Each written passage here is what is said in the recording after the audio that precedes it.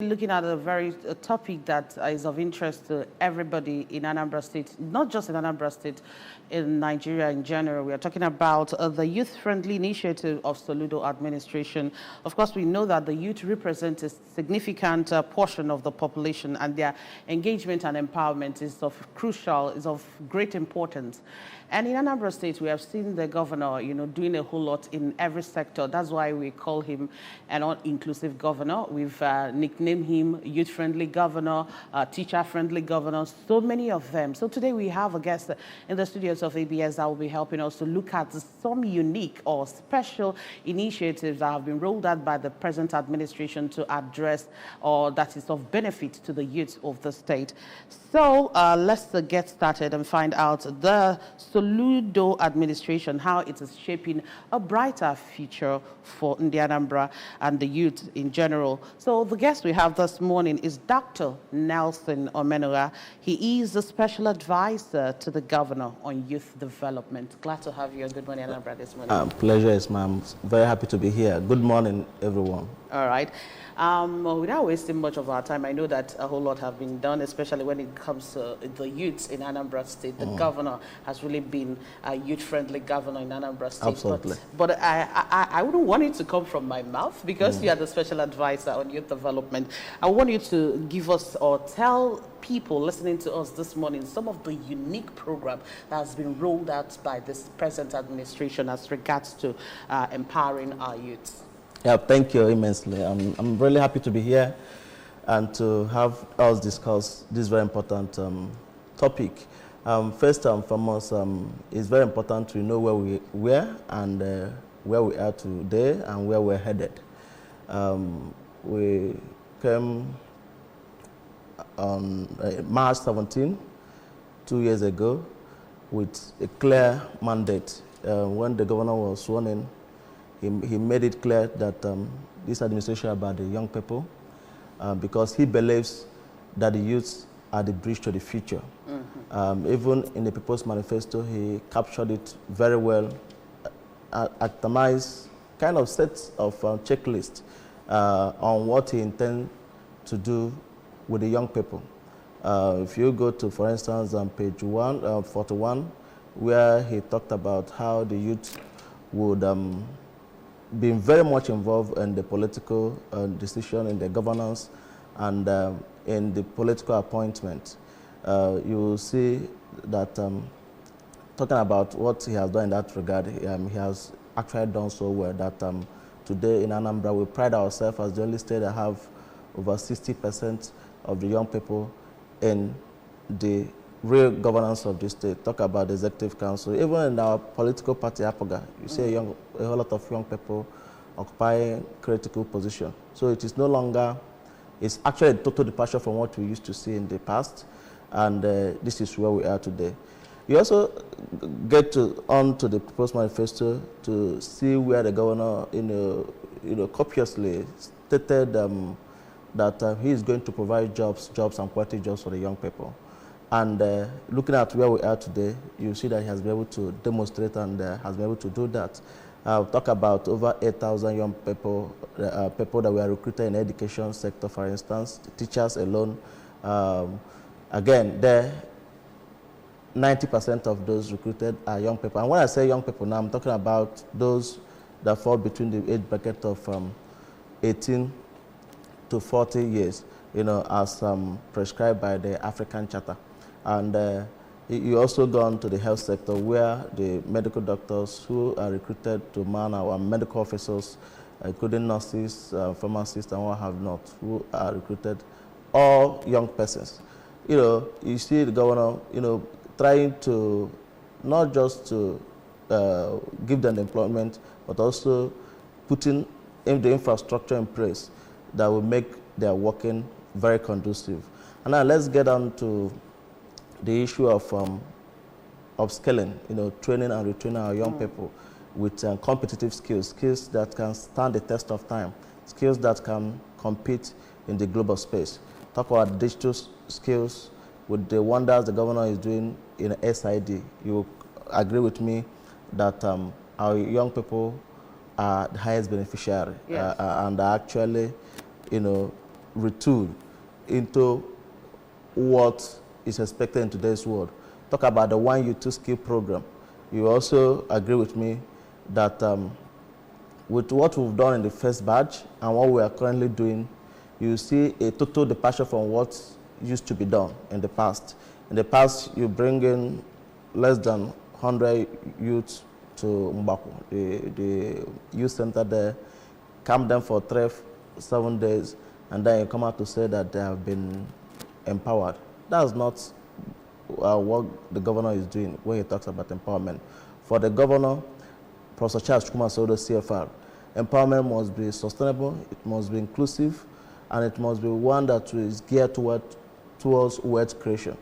Our One Youth Two Skill is a game-changing initiative in the youth development, and this has attracted global attention to what we are doing here. The first phase, we trained and empowered 5,000 youths and 450 SMEs. That's the master trainers. This is unprecedented, never seen and never done in Anambra, in Nigeria, and in Sub-Saharan, even in Sub-Saharan Africa, because the methodology of delivering that is also very innovative and very exceptional. That's only time that training is community driven, because it's no longer about coming talker. It's not about waking up and walking to the nearest training center close by and across the communities and across the local government, various local government. Talk about what we are also presently doing with the second phase. You see that second phase, with the lesson learned in the first phase, we have improved the second phase. We also try to make our program inclusive without any form of discrimination. We'll have those with special needs also included in our training. This is not what you used to see before. Before now, this group of persons are usually discriminated. But for us in Anambra and for the governor, we have a clear mandate that we must make we must not leave anybody behind, that everybody must be involved in this youth program. All right. So before you continue, still on the One Youth Two Skills initiative, the first batch, they have been trained and they have been given seed money for them to start absolutely, their businesses. Yes. Now, my question is about monitoring their progress, because I know some people, they were handed over money probably to buy the machinery they will put in place for them to continue with the skills they learned. So is there any provision or mechanism that you rolled out to checkmate and monitor these people to make sure that, yes, what they have been trained for, they are actually into it, and they used the money that was given for that particular business or that particular skills to actually purchase what they need for the project? Yeah, thank you. Actually, monitoring is an evaluation is a critical component in this in this training journey. We take it quite very seriously. Like Mr. Governors, we always say, if you can't measure it, you can't improve it. Okay. We are doing this second phase, coming from the, like I earlier said, lessons learned in the first phase. Of course, we recorded very good success rate in the first one. That is why the governor has graciously approved for the second phase to also take place. Monitoring and evaluation is very key, very critical, and we are doing that because it's not just about training, which in itself is a whole lot of empowerment. When you are able to move one from point A to point B, you've actually empowered that person. Equipping the person with the right knowledge and the right skills, that's a whole lot of empowerment. But the governor didn't stop there. The governor also went forward to give them a seed capital, more like to enable them to start running from day one. And that money was actually used, is actually proposed to be used for, like you said, the equipment, renting of shops, and buying accessories for for our work. And he didn't just also stop there. He also marked over 2 billion naira with the ASBA. That almost at no interest rate, you can go in there and take some money. So that's another thing he has also done in this. And all through this process, we've actually been monitoring, because those who benefited from the last phase usually pay a visit to some of them, because we also have their details. The data is very key here. Beyond my office, doing that, the Ministry of Youth are also doing that. They are on more like tracking the progress and the performance of all these beneficiaries. So whether the component is there, the monetary component is there, yes, and we are always evaluating to see how we would continue to improve in the next badges. So this current badge that we are in, we are also trying to deploy lessons, deploy technology in deepening our tracking, our data mining, and on our execution. So we are doing all we can to make sure that at least a higher percentage success is recorded. Okay. Well, the training has already started, so I would have asked a question based on how you were able to source for the people that will be part of the training, but it's over right now. So we are talking about the training proper now, absolutely. How it is going on in different parts, because you made mention that it's no longer the business of you traveling all the way from where you are located down to Oka, the state capital. So I want to understand how this thing works now. Is it that you are going to be engaged in your local government or in your community? It's actually community-based. Okay. Of course, the communities make up local government. So these training centers, master trainers are found in every community. And they are also put together and classified under different local governments. So this is actually community-driven and community-based youth training and youth empowerment program. Yes, the recruitment of the participant has been done. Currently, they are undertaking trainings at different locations. We've got persons in Onitsha, Nnewi, Nnobi, Agolo, Oka, so many, and even remote parts, including Ibariam and different communities. I mean, where people are expected to wake up and then walking distance, or even not more than 20 minutes drive to the place to get this training, hands-on. And of course, for some digital trainings, we do that online. So irrespective because of I really wanted to ask about the digital training. Irrespective of where you are, you can key in. Links are shared. And even if you're in Ayamelum, Ubaru, local government, anywhere in Anambra, you can also, provided you have the internet, you can actually key in for that training. So just to say that we are leaving no stone unturned. We are doing all we can to make sure that those youth who want to be productive are given the opportunity. Exactly, the word productive, because the question I wanted to ask now hinges on the fact that many youths in our society today, they are of what do we call it, the get-rich-quick syndrome, most of them will feel that this is like a waste of time to them, going to learn a skill or being trained under one skill or another. Now, I just want to understand, you've been there and you've seen what happened in the first batch of the 1U2 skills. Now, how has this initiative of Mr. Governor impacted in the life of our youth? Especially when it comes to the challenges of most of them wanting the money sharp, like as they hot. They want to get it right now. And some people will tell you that, yes, they can't even wait for them to, sit for years before they will get established and start making the money as it is they want it. So what will you say that are the lessons you guys learned from the first batch of that 1U2 skills? One of the lessons is that Anambra youths are actually very passionate. Okay. They want to learn when the opportunity is there and at the right time. And that is what Mr. Governor has provided. The right full atmosphere and the right opportunity and the platform for them to partake in this. I say this because for the first, when we did the first call for the first batch of the 1U2 skills, over 20,000, actually 22,000 plus applied. We were only able to take 6,000 for the training, and as training goes on, people keep dropping, and at the end of the day, we got to 5,000. 5,000. Yeah.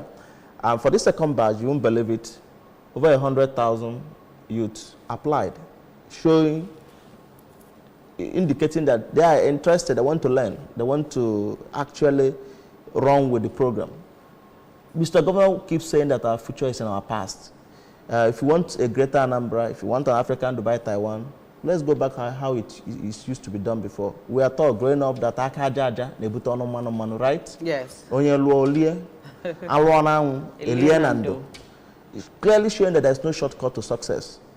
That as a matter of fact, you have to work out your salvation. So as many youth that are interested in learning skill, this governor or governor plus social has said that I'm going to provide that atmosphere, and he's doing that. He's walking the talk, you know, and he's ticking the checklist. All that he has said that he's going to do in terms of political appointment, in terms of creating jobs, in terms of training on the upscaling the young people, in terms of driving a digital travel. He is doing that and doing more.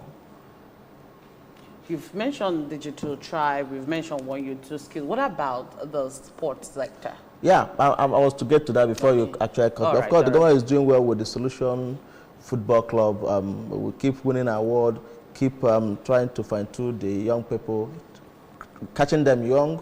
Estate Onedum, the chairman of the Sports Commission, is doing a whole lot in not just grooming the young people, but in also identifying ways that they can actually participate, compete globally.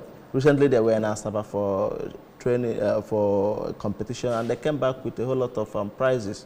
And I dare say that also this is the first time that young people are actually intentionally, that's the word, intentionally, that the government is intentionally trying to groom the young people from the basic, from the foundation. And I want to also add that not just in sports also, and even in agriculture. For instance, in 1 2 skill, we have the agricultural component. The young people are now being mobilized, are now being encouraged to go into agriculture with the farm to feed, with the healthy living, with Soludo, with all this initiative of Mr. Governor and his lovely wife, Soludo. You will see a lot of young people going back now to farm, going back now to, a lot of young people today are into rice production. Talk about Naira rice, talk about even Garin Teje. A lot of young people are now realizing that that agriculture has been the surest path to wealth creation. They are going into that. And the governor now is doing more with the road construction he is doing in hinterland areas, so that once you plant, once you farm, you can have a good road network to go to market to, you know, distribute what you've planted. So you see that everything is working very well, almost like God is building a system that that's just going to be enduring, but will be sustainable, and that will actually drive us into becoming that prosperous and livable homeland that we all seek. Yeah. Okay. Now, I know it's one thing to plan or to roll out initiatives, is another thing to implement them. And sometimes when we plan to implement them, there are obstacles that comes our way. So I want you to, you know, kind of establish some of the biggest obstacles that this present administration has faced in executing some of this initiatives. It's funding. You know, people left for the governor. He wants to train over 1 million youths. You know, the last time, the day he actually approved for another 8,000 young people to be trained. He actually, when he asked how many number of persons applied, you know, 100 and something thousand youths, the governor was, he wished he has enough money that he doesn't mind taking all of them, because what now happens to those who weren't selected? So funding is of course, it's not just an Anambra thing, but for Anambra, I want to say that the governor has a very large heart. Yeah. If left for him, he doesn't mind having all those who applied recruited and trained and retrained. But funding will always limit him to do that. But like he assured, at every interval, you know, there will be the third phase, there will be the fourth phase, there will be a whole lot of phases as long as he is the governor. What about of introducing the adoption model that we have with Anambra State Health Insurance Agency? I know the government cannot do it alone, but I'm looking at the situation whereby some people, some stakeholders, some well-to-do individuals in different communities can adopt some people and pay up for them to be part of the training. Yeah, absolutely. That is another option we are exploring because that's, of course, a creative and alternative creative financing to this issue, not just about individual, even corporate bodies. Yeah. Banks are encouraged to, take up some number of youth and train. I've taken this message to the PG, the ASATU youth, not ASATU youth, the ASATU body itself, and PGs, where I've also reached out to some individuals. I know at some point Prince Arthur is trained 500 people. So, and of course, some foundations are also training people. We've partnered with a whole lot of foundations that are doing so. But it's something we have to deepen, something we have to mainstream, because we keep saying that just like security is everybody's business, human capital development should be everybody's business. Yeah. All right. I'll be still here at the studios of Anambra Broadcasting Service this Monday morning. We're talking about some of the youth-friendly initiatives that have been rolled out by Soludo administration. Right now, we're taking a short break. Let's get respondents. There are people we interviewed. Let's know what they have to say concerning some of these initiatives. Stay with us.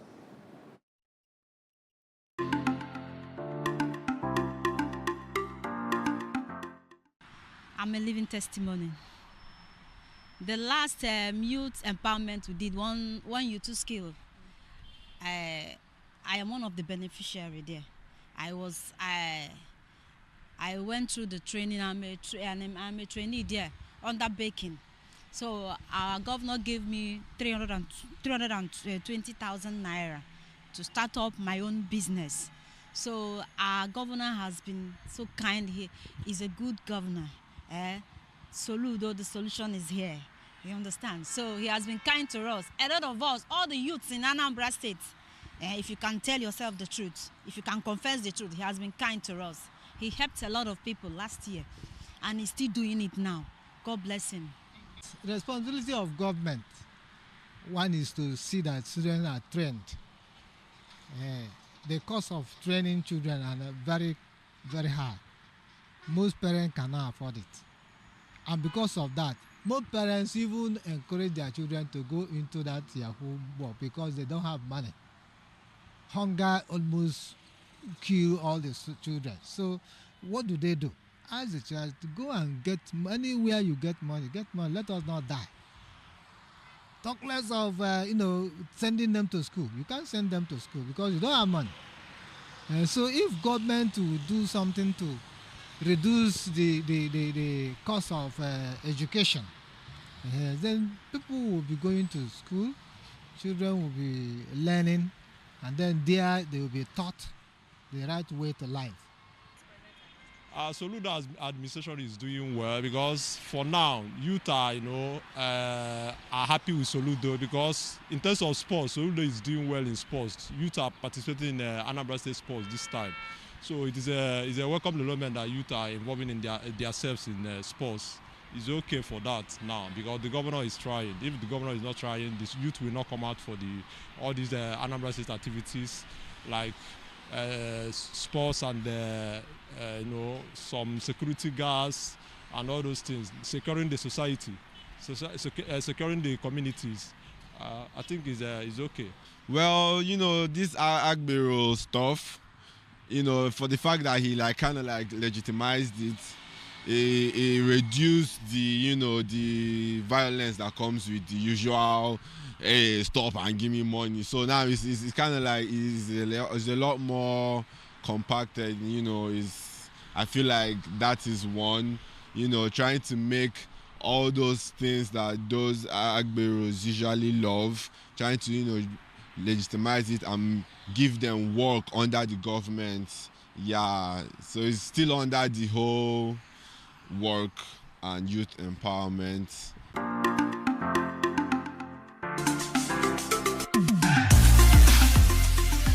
All right, welcome back. It's still Good Morning Anambra on ABS TV this morning, and we've heard what our respondents in the street have to say, a whole lot. And you know, they are praising the governor for what he has done so far in the area of education, at least giving free education to people from primary school to secondary school. You know, and then talk about the youth being involved in sporting activities in the state, and also the last person that just spoke talking about how we have like organized people handling the motorists on the road. No more touts everywhere and there. So what are your thoughts on some of their contributions? I mean, I agree with them 100%. Anambra youths have never had this nice, this good. As a matter of fact, they are the highest beneficiaries of all the programs of this administration. Okay. Talk about the free health and the antenatal services. Who are the beneficiaries? They are young families, young people who are still giving birth, and the young people are actually the beneficiaries. Talk about even our coconut and the palm oil revolution initiative of this government. You see that the young people are also beneficiaries of this. They are actually going to even still benefit when it starts fruiting. Yeah. A lot of money will go into their pockets from the whole value chain, from harvesting to mining to, you know, even the distribution and all what have you. The value chain are going to have young people work across the chain, and they are going to be beneficiaries. Okay. Talk about the free education, you know, from primary to secondary. Young people, young families are beneficiaries. So you see that this governor, our dear governor, is very intentional with youth development, with youth empowerment. Very serious with that, because he understands that how Anambra will be in the future, on the years to come, depends largely on the quality of the youth we have today. If we have youths that are drug addicts, that are criminals, that are arborers, and what have you, there is no future. There won't be any future for Anambra, because these are the same people that tomorrow become local government chairman, become parish council chairman, become community leaders, become PG, become all sorts of things. So the governor is taking time, setting a foundation, building upon those foundations, and making sure that he's not just bequeathing Anambra with a productive human capital development, but that the youth, who are the drivers, who are the bridge to this future, are properly taken care of. And I want to, you know, I mean, the stories all over the street. The young people are very grateful to Mr. Governor for all he's doing, and continue to pray for the grace to do more. And what to mention is the fact that it's not just only in the Anambra. Yeah. People living in Anambra State that is the point I raised about inclusiveness. Okay. He says you must not discriminate among people with special needs. You must make sure that every Anambra or every resident in Anambra benefit from this program. You must make sure that both genders, male and female, are well involved. Yeah. You know, like I said, we never had it this good. Quite very intentional. Is doing all he can to make Anambra a better place. Okay, so let's briefly talk about the creation of the digital tribe. What is happening in the SID, Solution Innovation District? Can you just briefly give us probably just a success story of someone that actually benefited from the digital tribe initiative? Through SID, this government has trained over 25,000 youth in digital tribe, giving them additional knowledge, giving them additional hands-on skills on digital infrastructure and what they can do with technology. Okay. And not just doing the training. Of course, you know that we've dotted our street with fiber optics in Anambra. So what it means is that you at the comfort of your place, you can get internet at cheaper rates and as fast as and reliable as possible. So what would you say as a word of advice to these ones that, yeah, they are eager to learn, they want to be meaningfully engaged, but of course they wearing, part of this particular training going on now. So what is your word of advice to these people? I just want to encourage them not to lose hope. Solution government has come and has come to provide solutions to litany of issues that has bedeviled the ultimate development of the young people. However, they also need to keep working in the sense that they shouldn't be stay in one place, waiting for government. If there are other programs that they can explore, of course, with technology and with our smartphones, you can have access to a whole lot of opportunities that are bound, not just within Anambra, but beyond Anambra. They should try to also explore those opportunities. Like I keep telling people, internet can be of great help to you. Your mobile phone can be of great support to you if you know how to use them. And we've taken time at every forum to educate youth on the need for them to also on their own explore opportunities. People stay here to get scholarship to go abroad to study.